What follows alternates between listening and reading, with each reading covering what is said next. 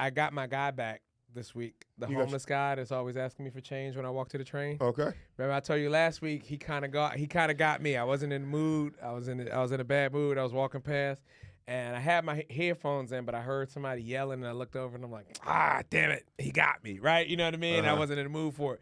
Yesterday, I spotted him like 30 yards before we got in front of each other. And I was like, all right, I'm in the mood today, right? So I got him with this. Like, you know. So for those of y'all who know what this is, I know y'all used to do this in school. You'd be like, yo, Jorge. And it's just nothing. It's just making them look at your dumb fingers and distracting them from whatever they was doing.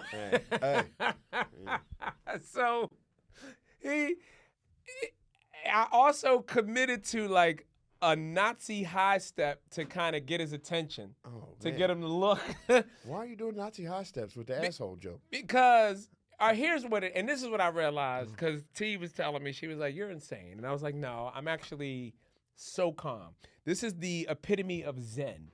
Okay. Zen lifestyle this is it.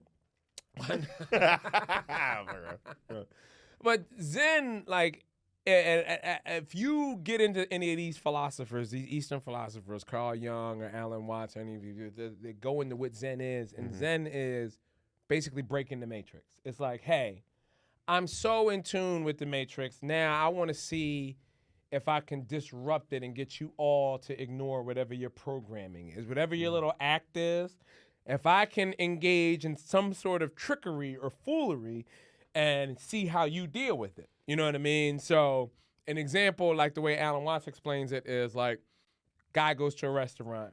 He's sitting there, and he's noticing the way the waitress is moving around. She's very elegant. She's very smooth on her feet. He's like, I think she's well-versed in the art of Zen. Okay, let me test it out. And he goes, excuse me, waitress, please come here. I'd like to give you a gift. And he reaches in the middle of the table where they have like the hookah coals, and he scoops a hookah coal. As she puts her hand out for the gift, he gives her a hot hookah coal. So the art of Zen is to not freak out.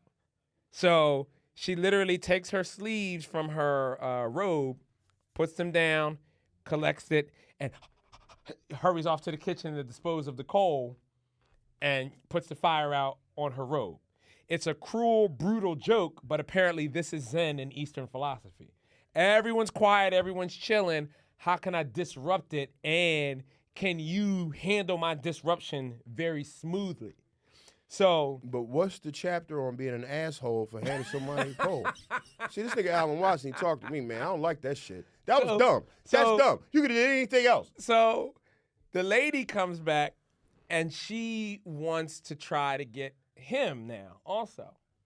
And I guess she tried the same thing. All right. Like, I would like to give you a gift. And she reaches in the tongue and grabs the hot coal and presents it to him. And he pulls a cigarette from his lapel pocket, puts it up to the coal and lights it and goes, thank you. So it's like he handled it smooth, you know what I mean? So he's well-versed in Zen. Someone's trying to disrupt your peace, and you go like, yeah, I see you.